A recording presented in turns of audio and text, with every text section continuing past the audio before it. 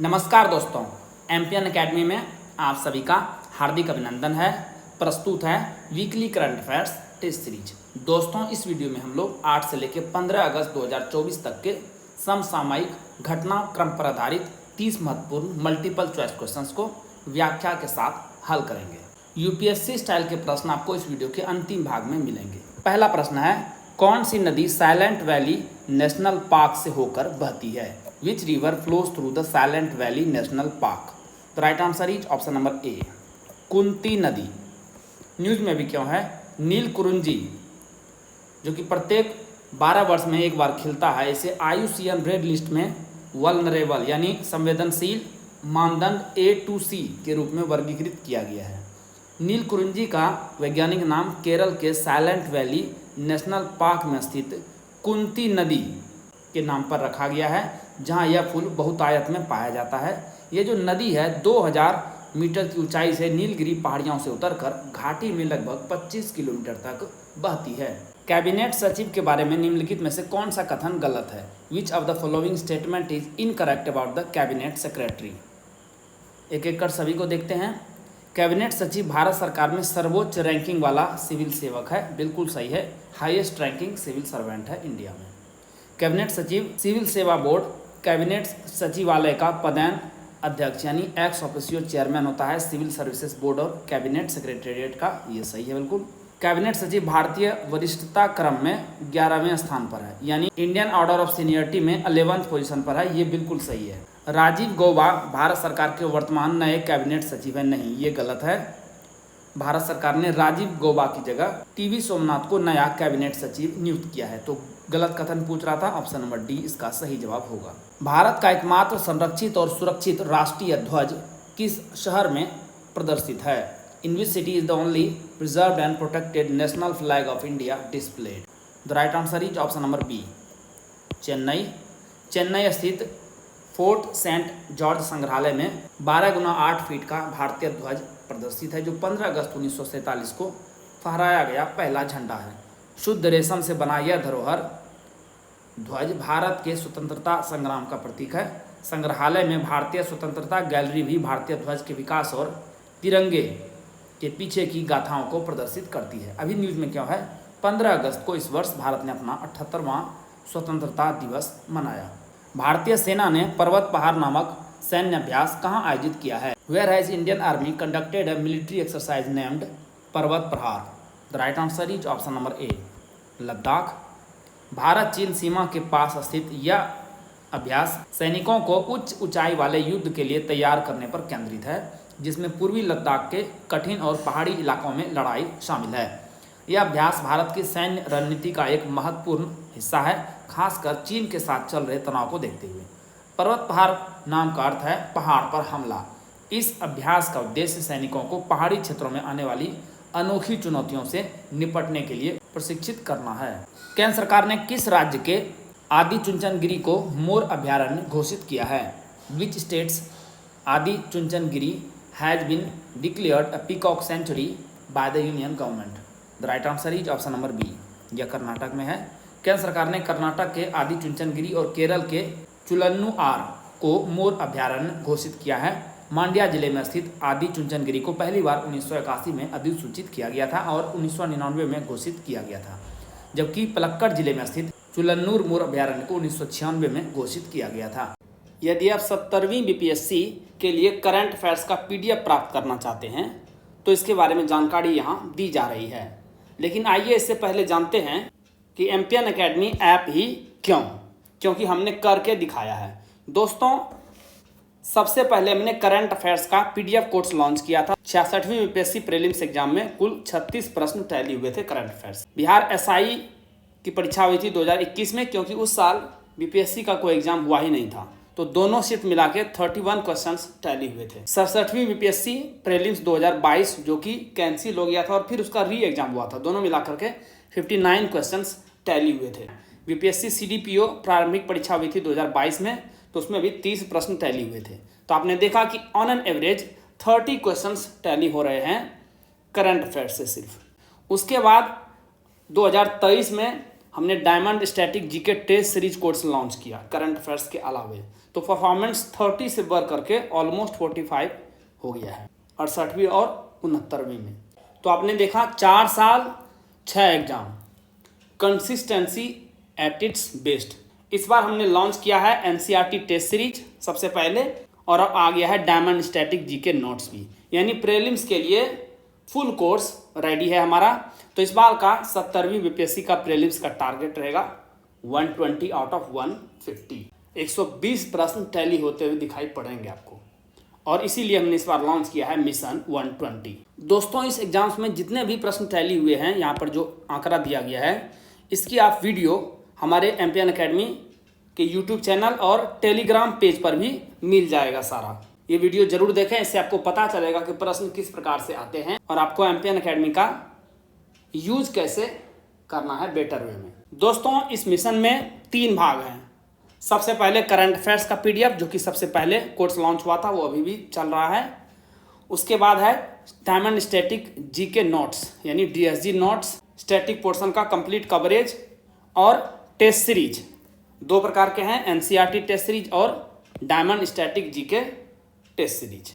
तो यदि आप तीनों कवर करते हैं तो हमारा सब मिलाकर के होता है मिशन 120, यानी एक ही लक्ष्य है 70वीं बीपीएससी प्रीलिम्स एग्जाम में 150 में से 120 प्रश्न टैली कराना। सबसे पहले करंट अफेयर्स, साल भर के करंट अफेयर्स को आप यानी 1 ईयर ऑफ करंट अफेयर्स का सिस्टमेटिक रिवीजन कर सकते हैं केवल 18 घंटों में। आइए अब बात करते हैं newly launched diamond static GK notes की। सब्जेक्ट वाइज पीडीएफ नोट्स आपको मिलेंगे दोस्तों। और ये क्या है पीडीएफ नोट्स? इस पीडीएफ नोट्स में दोस्तों आपको एनसीईआरटी और स्टैंडर्ड बुक्स दोनों को मिला करके एक निचोड़ प्रस्तुत किया गया है। फैक्ट्स तो सारे मिलेंगे ही मिलेंगे, कंसेप्ट भी मिलेंगे। इसमें diagram, flow chart, pictures, tables और वन लाइनर्स सबका बेहतरीन आपको इस्तेमाल दिखेगा। आपको अलग से कोई भी नोट्स बनाने की ज़रूरत नहीं है। इसे आप स्टडी कीजिए और फास्ट टाइम में इसका रिवीजन कीजिए, है ना कमाल। इस प्रकार का कंटेंट आपको मार्केट में और ऑनलाइन कहीं भी उपलब्ध नहीं मिलेगा। अब आपने स्टडी तो कर ली है, इसका प्रैक्टिस भी तो जरूरी है। तो इसके लिए हमारे पास 2 तरह के टेस्ट सीरीज है, एक है एनसीईआरटी टेस्ट सीरीज और एक है diamond static GK test series. ये पीडीएफ नोट्स और टेस्ट सीरीज आपको मिलेगा कैसे? सबसे पहले आप MPN academy app Google Play Store पर चले जाएंगे, उसे डाउनलोड कर लेंगे।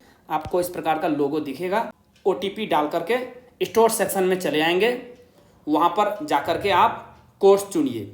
जैसे ही कोर्स पर क्लिक करेंगे, वहाँ पर नीचे आपको दिखेगा आई एम इंटरेस्टेड का एक बटन। वहाँ जैसे ही क्लिक करेंगे तो आपको पेमेंट का लिंक उपलब्ध हो जाएगा आपके मैसेज में, और व्हाट्सएप पर भी लिंक आ जाएगा। वहाँ पर जाके शुल्क का भुगतान कर दीजिए। एमपीएन एकेडमी ऐप के कंटेंट सेक्शन में आपको कोर्स उपलब्ध हो जाएगा। भारतीय रिजर्व बैंक आरबीआई ने यूपीआई के जरिए भुगतान करने की सीमा 1 लाख रुपये से बढ़ाकर कितनी कर दी है? Reserve bank of India RBI has increased the limit for making payments through UPI from 1 lakh to how much? The right answer is option number C, 5 lakh रुपये।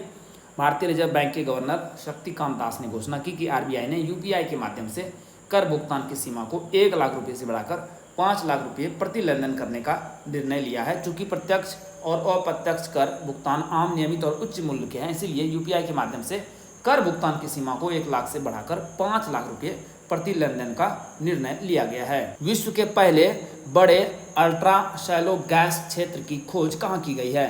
Where has the world's first large ultra shallow gas field been discovered? The right answer is option number D, दक्षिणी चीन सागर, south China सी। चीन ने दक्षिण चीन सागर में लिंगसुई 36 gas क्षेत्र की खोज की घोषणा की है, जो इसे अत्यंत गहरे जल में विश्व का पहला बड़ा अल्ट्रा शैलो गैस क्षेत्र बनाता है। दक्षिणी चीन सागर पर फिलीपींस, वियतनाम, मलेशिया, ब्रुनई और ताइवान चीन के दावों का विरोध कर रहे हैं। लिंगसुई 36 गैस क्षेत्र में 100 बिलियन क्यूबिक मीटर से अधिक प्राकृतिक गैस होने का अनुमान है, जो इसे दक्षिण चीन सागर में एक महत्वपूर्ण संसाधन बनाता है। हाल ही में चर्चा में रही सोनाई रूपाई वन्यजीव अभयारण्य किस राज्य में स्थित है? Sonai Rupai wildlife sanctuary which has been in the news recently is located in which state? The right answer is option number A, यह असम में है। असम में वन अधिनियम का उल्लंघन कर सोनीतपुर जिले के जंगलों में सड़कें, गांव, मतदान केंद्र और स्कूल स्थापित करने को लेकर काफ़ी विवाद चल रहा है। राष्ट्रीय हरित अधिकरण यानी एनजीटी ने असम सरकार से सोनितपुर जिले में सोनाई रूपाई वन्यजीव अभयारण्य के अंदर अवैध निर्माण के बारे में एक हलफनामा दायर करने को कहा है। पर्यावरण, वन और जलवायु परिवर्तन मंत्रालय ने एनजीटी को बताया कि असम सरकार ने इस अभयारण्य में गैर वनीय गतिविधियों के लिए आवश्यक वन मंजूरी नहीं ली थी। एसजेवीएन ग्रीन एनर्जी लिमिटेड ने 90 मेगावाट की ओंकारेश्वर फ्लोटिंग सोलर परियोजना किस राज्य में शुरू की है? SJVN Green Energy Limited has launched the 90 megawatt Omkareshwar floating solar project in which state? The right answer is option number D, Madhya Pradesh. Madhya Pradesh के खंडवा जिले में ओंकारेश्वर फ्लोटिंग सोलर पार्क स्थित है। यह पार्क भारत का सबसे बड़ा फ्लोटिंग सोलर पार्क है। इस परियोजना का उद्देश्य कार्बन उत्सर्जन में 2.3 लाख टन कार्बन डाइऑक्साइड की उल्लेखनीय कमी लाना है, जिसे वर्ष 2070 तक शुद्ध शून्य उत्सर्जन प्राप्त करने के भारत के लक्ष्य को पूरा किया जा सके। यह जो SJVN लिमिटेड है कंपनी, ये भारत सरकार के विद्युत मंत्रालय के अंतर्गत एक मिनी रत्न सूची ए केंद्रीय क्षेत्र उपक्रम यानी PSU है। 2024 में किसे grand collar of the order of Timor Leste से सम्मानित किया गया है? Who has been awarded the Grand Collar of the Order of Timor Leste in 2024? The right answer is option number B, Droupadi Murmu. Timor Leste के राष्ट्रपति होर्ता ने राष्ट्रपति द्रौपदी मुर्मू को सार्वजनिक सेवा, शिक्षा और महिला सशक्तिकरण में इनके योगदान को देखते हुए grand collar of the order of Timor Leste से सम्मानित किया। राष्ट्रपति मुर्मू और प्रधानमंत्री गुस्सामाओ ने सांस्कृतिक आदान प्रदान, प्रसार भारती तथा तिमोर लेस्ते रेडियो और टेलीविजन के बीच सहयोग व राजनयिक, आधिकारिक तथा सेवा पासपोर्ट के लिए वीजा छूट को शामिल करने वाले 3 समझौता ज्ञापनों पर भी हस्ताक्षर किए हैं। पूर्वी तिमोर, जिसे तिमोर लेस्ते के नाम से भी जाना जाता है, दक्षिण पूर्व में तिमोर सागर, उत्तर में वेटार जल डमरू मध्य, उत्तर पश्चिम में ओम्बाई जल डमरू मध्य और दक्षिण पश्चिम में पश्चिमी तिमोर, जो कि इंडोनेशियाई प्रांत पूर्वी नुसा तेंगारा का हिस्सा ऐसे घिरा है। इसे आप एक बार मैप में ध्यान से देख लीजिएगा। क्या आपने एमपीएन एकेडमी का टेलीग्राम पेज ज्वाइन किया है? नहीं? अरे अवश्य ज्वाइन कीजिए। इस प्रकार का लोगो आपको दिखेगा, सर्च कीजिए एमपीएन एकेडमी टेलीग्राम पर। क्या क्या मिलेगा आपको? बीपीएससी परीक्षा से संबंधित अपडेटेड न्यूज आपको मिलेगी। कोई भी नोटिफिकेशन आती है या पेपर में कोई न्यूज आती है तो वो आपको मिलती रहेगी। बीपीएससी प्रिपरेशन यानी तैयारी से संबंधित स्ट्रेटजी या रणनीति की PDF आपको यहाँ पर प्रोवाइड की जाती है। टेस्ट सीरीज के सिलेबस और शेड्यूल को जारी किया जाता है यहाँ पर, और एमपीएन एकेडमी के कोर्सेस और यूट्यूब वीडियो के अपडेट्स भी आपको यहाँ पर मिलेंगे, तो इस पेज को अवश्य ज्वाइन कीजिए। भारतीय सेना ने हाल ही में किस राज्य में रिकॉर्ड समय में चूड़ामाला में 190 फुट लंबे बेली ब्रिज का निर्माण किया है? In which state did the Indian army recently construct 190 foot long Bailey bridge at Chooralmala in record time? The right answer is option number A, Kerala. भारतीय सेना के मद्रास इंजीनियरिंग समूह ने वायनाड, केरल भूस्खलन से सबसे अधिक प्रभावित क्षेत्र को जोड़ने के लिए 190 फीट, मीटर में करेंगे तो 58 मीटर लंबे बेली ब्रिज का निर्माण किया है। पुल बह जाने के कारण सेना के इंजीनियरों ने निकटतम शहर चूरलमाला से प्रभावित क्षेत्र मुडक्कई तक भारी उपकरण ले जाने के लिए पुल बनाने के लिए दौड़ लगाई। लगातार तेजी से मेहनत करके रात भर में पुल बना डाला। मॉड्यूलर ब्रिज की उत्पत्ति द्वितीय विश्व युद्ध में हुई थी। किस देश में मादा टोकमकाक की आबादी को नियंत्रित करने के लिए उन पर अंतर्गर्भाशयी उपकरणों का परीक्षण किया गया? In which country intrauterine devices were tested on female toque macaque to control their population? The right answer is option number B, Sri Lanka. Sri Lanka में मादा टोकमकाक, जिनकी अनुमानित संख्या लगभग 3 मिलियन है, की आबादी को नियंत्रित करने के लिए उन पर अंतर्गर्भाशयी उपकरणों का परीक्षण किया जा रहा है। अंतर्गर्भाशयी उपकरण एक छोटा गर्भ निरोधक उपकरण होता है, जिसे गर्भावस्था को रोकने के लिए गर्भाशय में निर्दिष्ट किया जाता है। पुरातत्वविदों ने किस देश के टस्कनी में 2700 वर्ष पुराने एट्रस्कैन पथ मंदिर की खोज की है? Archaeologist have discovered 2700-year-old Etruscan cult temple in Tuscany of which country? The right answer is option number A, Italy. पुरातत्वविदों ने इटली के टस्कनी में सासो पिंजुटो नेक्रोपोलिस में प्राचीन एट्रस्कैन सभ्यता से संबंधित 2700 वर्ष पुराना एट्रस्कैन पथ मंदिर ओइकोस खोजा है। पुरातत्वविदों ने 7वीं शताब्दी ईसा पूर्व से लेकर हेलेनिस्टिक काल तक के 120 से अधिक कक्षीय कब्रों की खोज की। हेलेनिस्टिक काल कहा जाता है 323 से लेकर 31 ईसा पूर्व तक को। एट्रस्कैन मंदिर जो आमतौर पर आयताकार होते थे, टफाइसियस ओपस क्वाड्रेटम नीव जो कि वर्गाकार कटे हुए टफ एक नरम ज्वालामुखीय चट्टान से बने ठोस आधार थे पर बनाए गए थे। हाल ही में किस उच्च न्यायालय ने लहसुन को सब्जी की श्रेणी में रखा है? Which high court recently placed garlic in the category of vegetable? The right answer is option number D, Madhya Pradesh उच्च न्यायालय।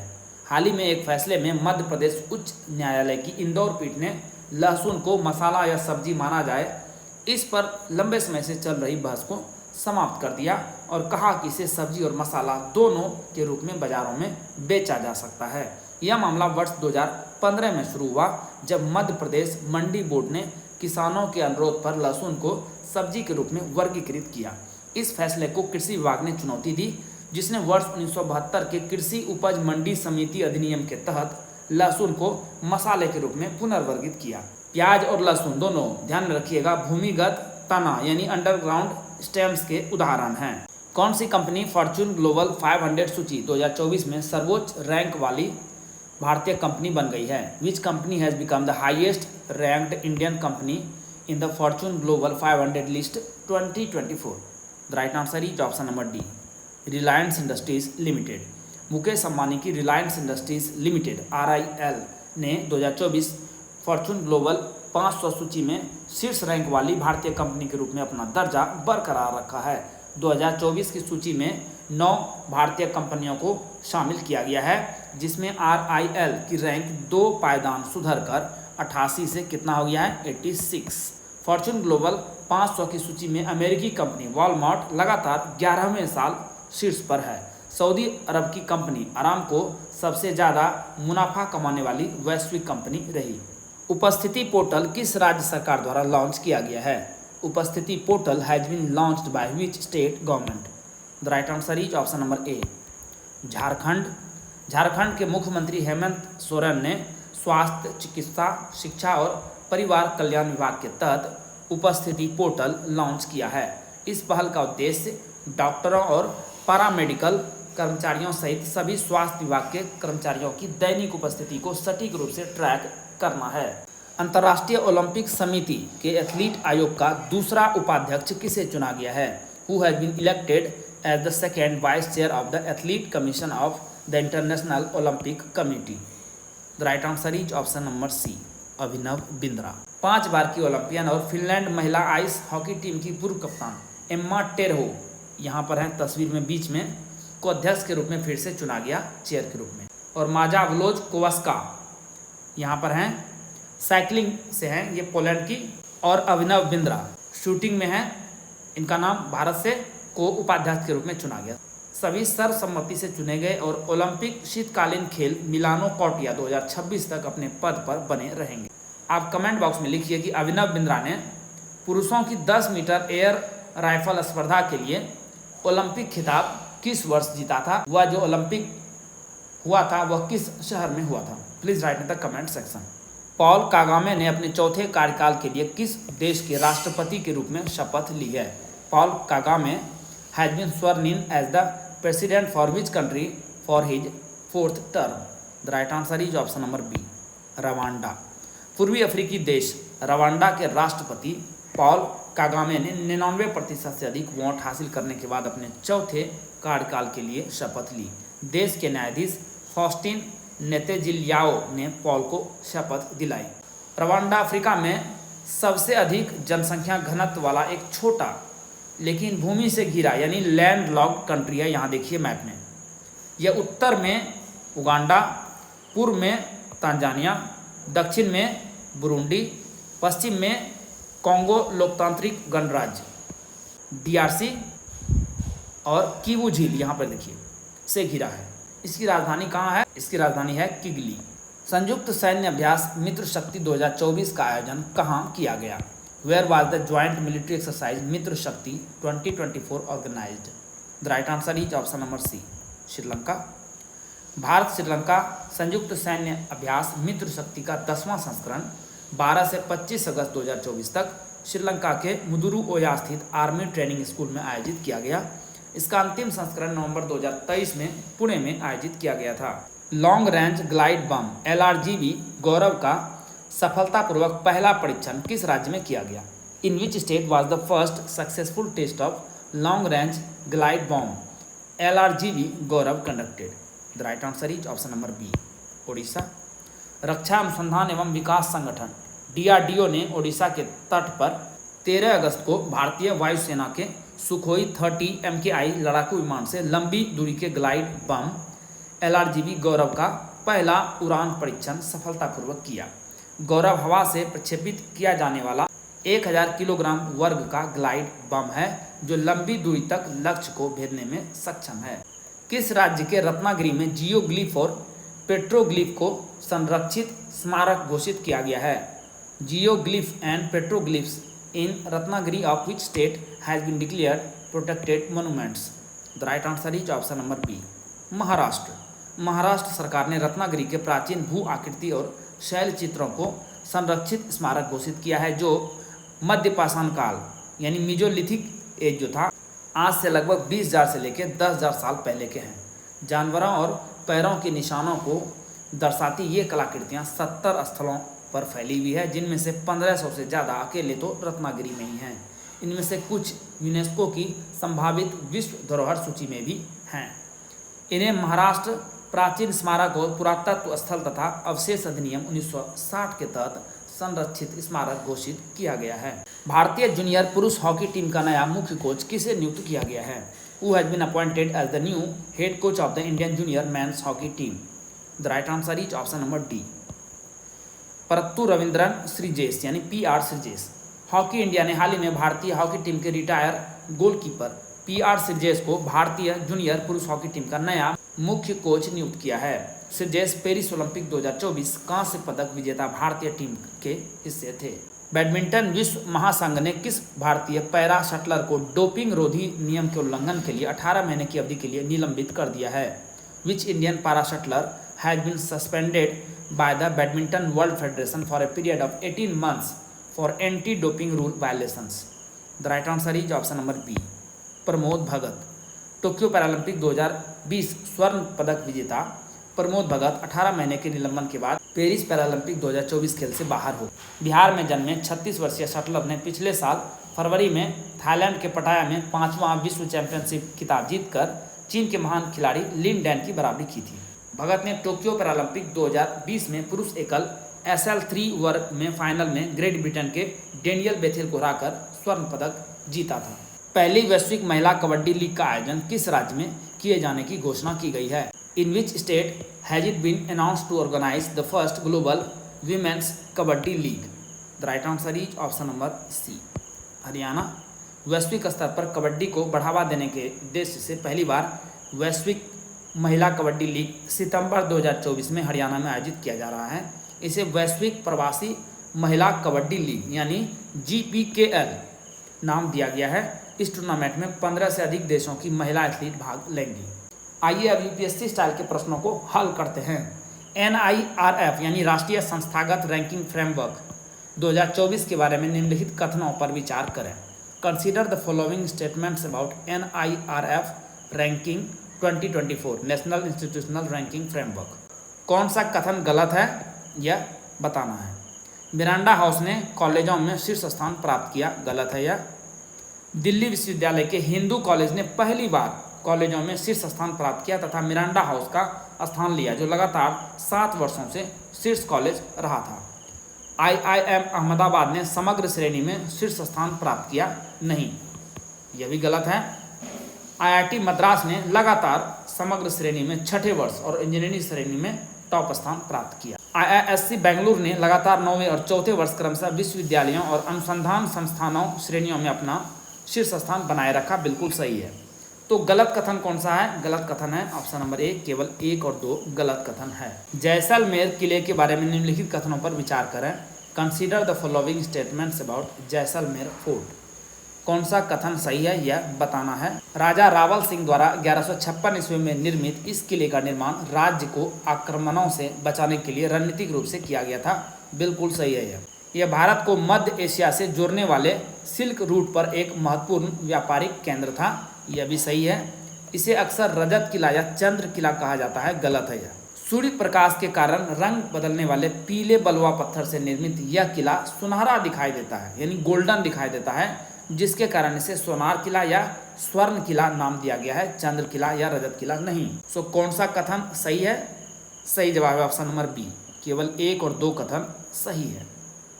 न्यूज़ में अभी क्यों है? राजस्थान के ऐतिहासिक जैसलमेर किले, जो यूनेस्को विश्व धरोहर स्थल है, की दीवारें भारी बारिश के कारण ढह गई। भारत का एकमात्र जीवंत यानी सक्रिय किला है यह, जहां आज भी कई निवासी रहते हैं। राष्ट्रीय विज्ञान पुरस्कार RVP 2024 के बारे में निम्नलिखित कथनों पर विचार करें। Consider the following statements about राष्ट्रीय विज्ञान पुरस्कार RVP 2024। कौन सा कथन सही है, यह जवाब देना है। जी पद्मनाभन को विज्ञान रत्न पुरस्कार दिया गया है, बिल्कुल सही है यह। चंद्रयान 3 को वर्ष 2023 में चंद्रमा पर भारत के पहले अंतरिक्ष यान को सफलतापूर्वक लैंडिंग कराने के लिए विज्ञान टीम से सम्मानित किया गया है, यह भी सही है। Vivek Polshettiwar carbon capture technologies, Urvashi Sinha quantum research, Roxy Mathew Koll जलवायु विज्ञान को विज्ञान युवा पुरस्कार दिया गया है, बिल्कुल सही है यह। तो सही जवाब है ऑप्शन नंबर डी, 1, 2 और 3 तीनों सही है। इस बार इसका यह पहला संस्करण था विज्ञान पुरस्कार का। मुरादाबाद की पहाड़ी के संबंध में निम्नलिखित कथनों पर विचार करें। Consider the following statements about Moradabad hills. कौन सा कथन गलत है, यह बताना है। यह उत्तर प्रदेश में स्थित है, it is located in Uttar Pradesh, नहीं, यह दिल्ली में स्थित है। दिल्ली का ऐतिहासिक स्थान मुरादाबाद की पहाड़ी हाल ही में चर्चा में आया। इसका नाम 14वीं शताब्दी के सूफी संत सैयद मुराद अली के नाम पर रखा गया है, यह सही है। इस स्थल पर तुगलक और लोदी राजवंशों की 3 मस्जिदें हैं, नहीं 3 नहीं बल्कि 2 मस्जिदें हैं, जो इनकी विशिष्ट स्थापत्य शैली को दर्शाती है। तुगलक युग की मस्जिद को कसाई वाला गुंबद के नाम से जाना जाता है, जबकि शाही मस्जिद लोदी युग की मस्जिद है, जिसमें एक कमल कलश है। तो सही जवाब हो जाएगा ऑप्शन नंबर सी, केवल 1 और 3 गलत है। आयकर यानी IT के संबंध में निम्नलिखित कथनों पर विचार करें। Consider the following statements about income tax और IT। सही उत्तर चुनना है। कर मुक्त आय सीमा 2.5 लाख रुपये से बढ़ाकर 3 लाख रुपये हो गई है, यह तो बिल्कुल सही है। वर्ष 2023-24 में 68% आय कर करदाताओं ने नई कर व्यवस्था को चुना। 68% नहीं बल्कि यहाँ पर सही जवाब होगा 72%। नई कर व्यवस्था में डिफ़ॉल्ट विकल्प बनाया गया, जिसमें टैक्स स्लैब 6 से घटाकर 5 कर दिए गए, यह तो बिल्कुल सही है। तो सही जवाब हो जाएगा ऑप्शन नंबर बी, केवल 1 और 3 सही है। वर्ष 2024-25 के लिए दाखिल किए गए 7 करोड़ 28 लाख IT रिटर्नों में से 5.27 करोड़ नई व्यवस्था के तहत थे, यानी 72%। आकलन वर्ष 2024-25 में दाखिल किए गए रिटर्न में 7.5% की वृद्धि देखी गई, जिसमें पहली बार फाइल करने वालों से लगभग 58.6 लाख रिटर्न आए, जो कर आधार के विस्तार का संकेत है। दोस्तों, जैसा कि बताया गया है, इस वीडियो लेक्चर का PDF आपको हिंदी और इंग्लिश दोनों भाषाओं में अलग अलग फुल डिस्क्रिप्शन के साथ एमपीएन अकेडमी ऐप पर प्राप्त होगा। दोस्तों, आप इन PDF के सहारे इस वीडियो लेक्चर को आसानी से 5 से 6 मिनट में रिवाइज कर पाएंगे, जिससे आपका बहुत सारा समय बचेगा, जिसे आप स्टैटिक पोर्शन पर खर्च कर सकते हैं और अपने टाइम को बेटर मैनेज कर सकते हैं। एमपीएन अकेडमी ऐप का लिंक आपको इस वीडियो के डिस्क्रिप्शन बॉक्स और पिन कमेंट सेक्शन में मिल जाएगा। आइए अंतिम प्रश्न को हल करते हैं। ग्रेट बैरियर रीफ के बारे में निम्नलिखित कथनों पर विचार करें। Consider the following statements about the great barrier reef. सही उत्तर चुनना है। यह क्वींसलैंड ऑस्ट्रेलिया के उत्तरी पूर्वी तट के समानांतर बनी हुई विश्व की सबसे बड़ी मूंगे की दीवार यानी कोरल वॉल है, बिल्कुल सही है यह 2300 किलोमीटर तक फैला है और लगभग 3000 अलग अलग भित्तियों व 900 द्वीपों से निर्मित है, यह भी सही है। पिछले दशक में ग्रेट बैरियर रीफ में समुद्र का तापमान 400 वर्षों से अपने उच्चतम स्तर पर पहुंच गया है, यह भी सही है। तो सही जवाब हो जाएगा ऑप्शन नंबर डी, 1, 2 और 3 तीनों कथन सही है। अभी न्यूज़ में क्यों है? वर्ष 2016 से वर्ष 2024 के बीच रीफ को बड़े पैमाने पर कोरल ब्लीचिंग यानी प्रवाल विरंजन की घटनाओं का सामना करना पड़ा। ऑस्ट्रेलिया के पूर्वोत्तर तट पर 300 से अधिक भित्ति के हवाई सर्वेक्षणों से यह पता चला है। दोस्तों, इसी के साथ साप्ताहिक करंट अफेयर्स टेस्ट सीरीज के इस संस्करण को समाप्त करने की आपसे इजाज़त चाहूँगा। वीडियो देखने के लिए बहुत बहुत धन्यवाद। Thank you very much. जल्द ही मिलते हैं अगले वीडियो में। All the best for your exam preparation.